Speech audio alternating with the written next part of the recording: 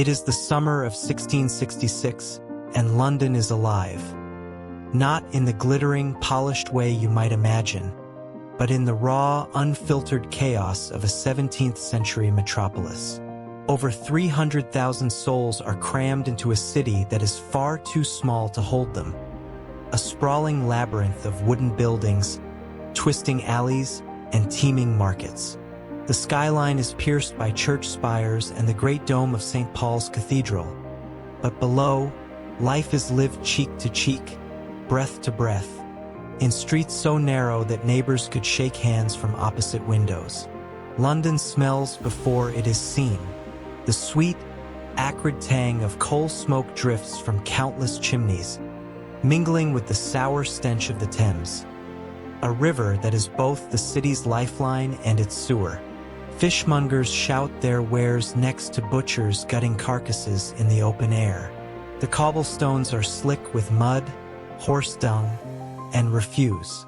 Rats are everywhere, darting between barrels and sacks, bold enough to scurry across a gentleman's boot if he stands still too long. The plague has only just loosened its grip on the city. Just a year earlier, the Great Plague of 1665 had killed tens of thousands. Whole streets had been marked with red crosses, and the sound of plague carts rumbling over cobblestones was still fresh in memory. Londoners have survived disease, but their fear hasn't vanished. It has simply been buried under the noise of daily survival. And in this packed, volatile environment, the houses are a disaster waiting to happen. Most are built of timber, bone dry from the hot summer sun, with upper floors that jut out over the streets like crooked teeth. The thatched roofs, the tar used to seal them, and the timber beams all form a perfect recipe for catastrophe. And yet, no one truly sees the danger, at least not until it is too late. The city is alive with trade. Merchants haggle at the docks, unloading goods from across the world, silks from China, sugar from the Caribbean, spices from the East Indies. Wealthy traders rub shoulders with beggars. Pickpockets work the crowds in Cheapside. Street performers gather coins from laughing audiences. The bells of St. Paul's toll the hours, and in the taverns, gossip about politics, war, and scandal fills the smoky air. And yet, beneath this noisy surface, there is tension. The monarchy, newly restored under King Charles II after years of Cromwell's Puritan rule, is still fragile. England is at war with the Dutch, and rumors of foreign spies swirl through the taverns and markets. There is a sense that London, though bustling, is standing on the edge of something. No one knows what. Somewhere in Pudding Lane, a small bakery hums with activity. Its brick oven glows hot through the night, as bread is baked for the coming morning. No one there knows it yet, but within hours, this modest shop will become the center of a nightmare. The place where the spark is struck and history changes forever. The stage is set.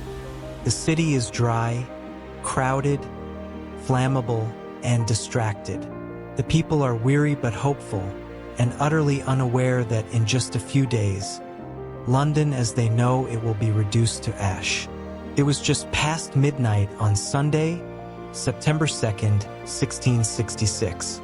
Pudding Lane was silent except for the occasional creak of timber and the distant lap of the Thames against the docks. The city was sleeping, but one building was still alive with heat and work: Thomas Farriner's bakery. Farriner was no ordinary baker. At 51 years old, he was the king's baker, responsible for supplying bread to the Royal Navy.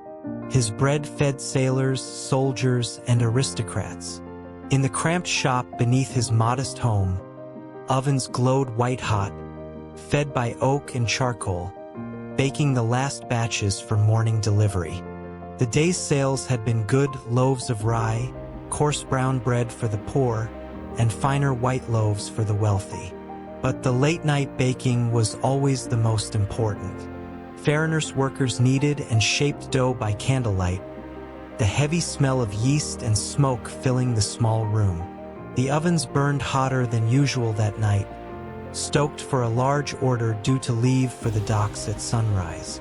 Among those working that night was a young, exhausted assistant, his name now lost to history, but his actions carved forever into it.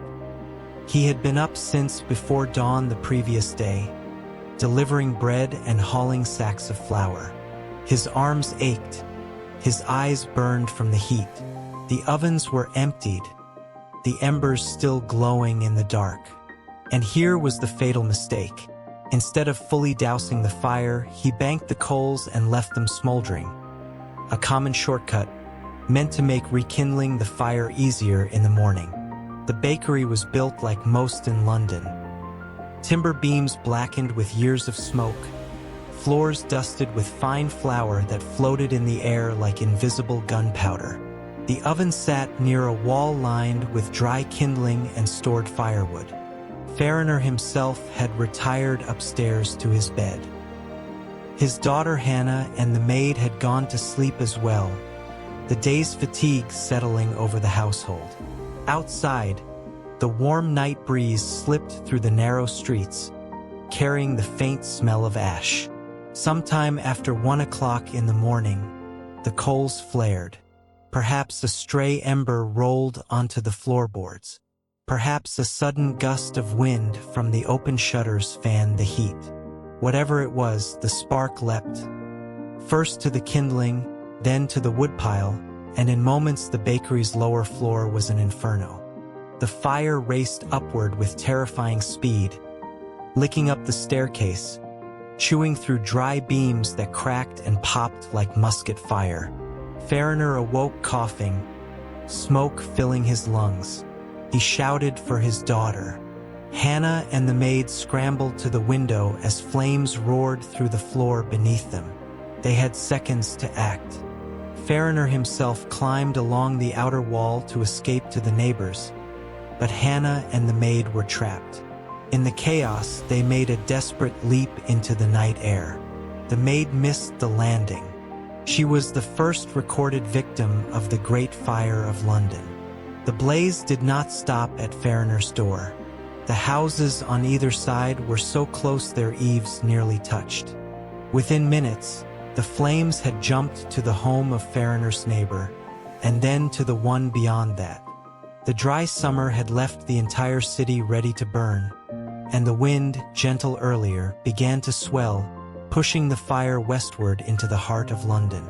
Down the lane, neighbors poured into the street, half-dressed, carrying buckets, shouting, dragging trunks of belongings. Someone tried to form a bucket line to the nearest well, but the heat was already unbearable, the fire roaring higher than the rooftops. Sparks rained down, igniting thatched roofs far ahead of the main blaze. The watchmen arrived, but their orders from the Lord Mayor, Sir Thomas Bloodworth, were infuriatingly timid. The only way to stop the fire was to create fire breaks, pulling down houses ahead of the flames to deny it fuel, but Bloodworth hesitated. "A woman could piss it out," he reportedly said, dismissing the danger. His inaction allowed the fire to grow into a monster that would soon be unstoppable. In Pudding Lane, Thomas Farriner and his surviving family stood in the flickering glow, watching not only their livelihood vanish in the flames, but the beginning of a catastrophe that would erase nearly everything they knew.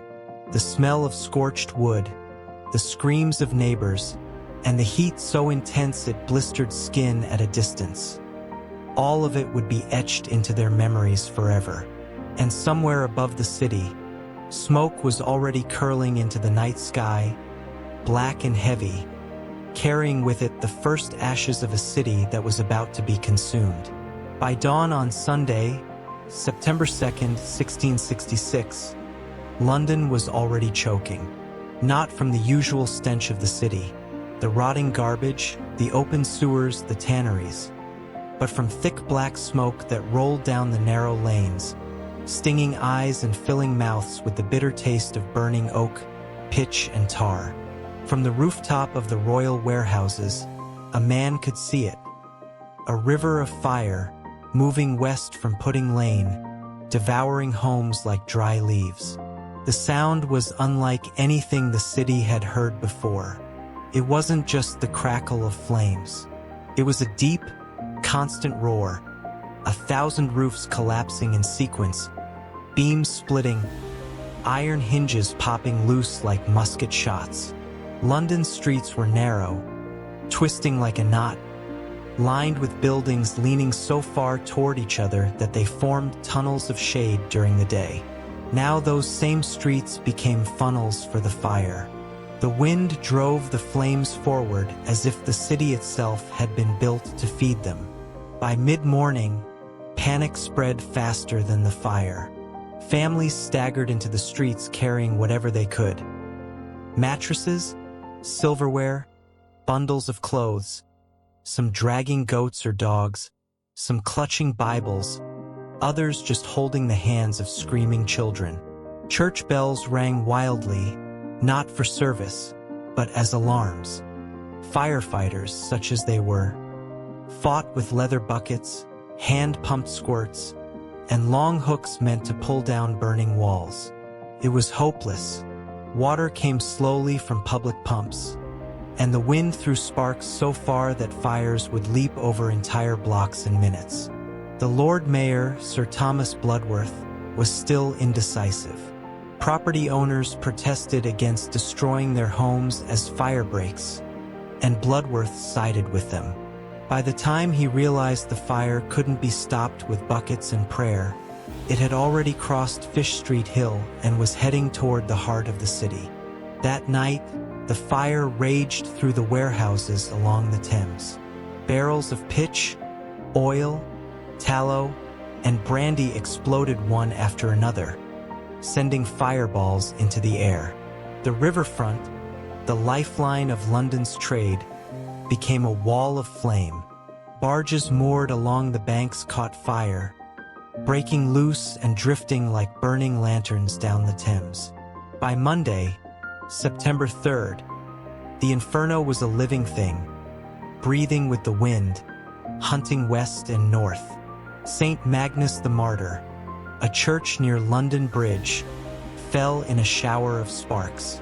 The bridge itself, a stone span lined with houses, caught fire at its northern end, forcing people fleeing south to cross through smoke and burning debris. Inside the city, the heat was unbearable. Eyewitnesses swore that lead from the roofs of St. Paul's Cathedral melted and flowed like water down the streets.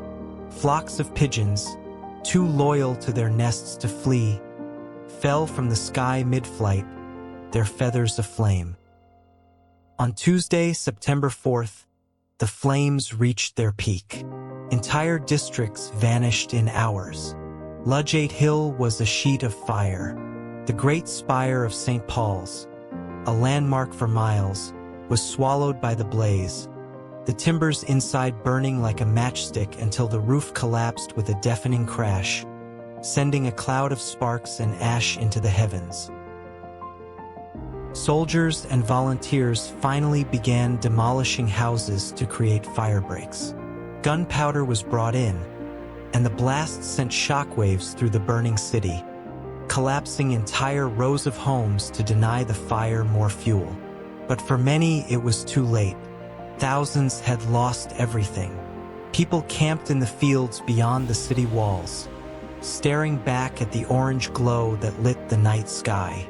They huddled together, merchants and beggars alike, clutching their possessions, their children, or simply themselves. Food was scarce, tempers flared, and the air was so thick with smoke that the sun rose red each morning. By Wednesday, September 5th, the fire began to die. Whether it was the exhausted firefighters, the fire breaks, or the calming of the wind, no one could say for certain. But the destruction was staggering. Over 13,000 houses gone, 87 parish churches reduced to ash, and the heart of the medieval city erased from the map. The Great Fire had lasted 4 days, but it would take decades for London to recover, and centuries for it to forget. When the last tongues of flame sputtered out on Wednesday night, London was not a city, it was a blackened skeleton. The familiar hum of street vendors, the creak of wagon wheels, the laughter of children, the clanging of church bells, all were gone. In their place was silence, broken only by the crunch of ash underfoot and the occasional groan of a collapsing wall. The smell was everywhere. It clung to clothes, hair, even skin, that thick, acrid mixture of charred wood, burnt stone, and something else, something human. For those who had walked through the firestorm, the odor would never leave them. People wandered the ruins in a daze. The wealthy who had once lived in grand timbered houses now picked through the debris for scraps of silver or a half-burned book. Poor laborers, whose possessions could be carried in their hands, found that even their hands were now empty. And then came the question no one wanted to ask aloud. Who is to blame?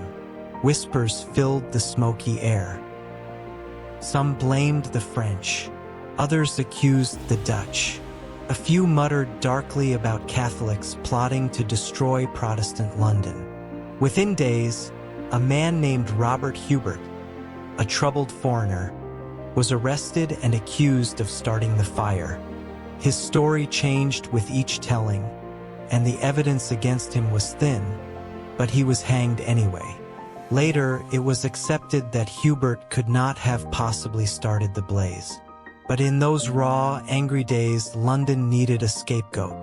Sir Thomas Bloodworth, the Lord Mayor, also faced harsh judgment. His hesitation in ordering fire breaks became a permanent stain on his reputation. Samuel Pepys, the diarist whose eyewitness accounts would become famous, wrote of the mayor's incompetence with cutting contempt. In the immediate aftermath, survival was everything. Tens of thousands camped in fields at Moorfields and Islington, in the open air under makeshift tents of cloth and wood. The weather turned cold, and food prices soared. Thieves prowled the camps at night, and disease threatened to finish what the fire had started. But London was not entirely without hope. King Charles II, seeing the scale of the disaster, personally visited the camps, speaking with survivors, promising aid, and ordering bread to be distributed. It was a small gesture in the face of such ruin, but it mattered. The king also called for plans to rebuild the city, summoning architects, surveyors, and visionaries to imagine a new London. One name rose above the rest: Christopher Wren. Wren dreamed of a city of wide boulevards, elegant piazzas, and fireproof stone buildings, a modern capital worthy of England's growing power. But reality was harsher. The cost of such a grand transformation was beyond reach, and the tangled web of property rights meant London could not be entirely remade. Still, Wren's designs for a new St. Paul's Cathedral would rise from the ashes, becoming one of the greatest architectural triumphs in British history. The rebuilding was slow. Streets were widened, wooden houses were banned, and brick and stone became the rule. The new city took shape over decades, and while it lacked some of Wren's original grandeur, it was stronger, safer, and more resistant to fire. Yet the memory of those 4 days never faded. For years, Londoners spoke of before the fire and after the fire as if the city had been born twice. The Great Fire of 1666 was more than a disaster. It was a turning point. It burned away the medieval heart of London, clearing the way for the modern metropolis to come.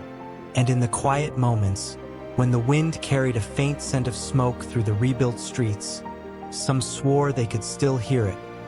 The roar of the flames, the cracking of timbers, and the distant toll of church bells. ringing for a city that was gone forever.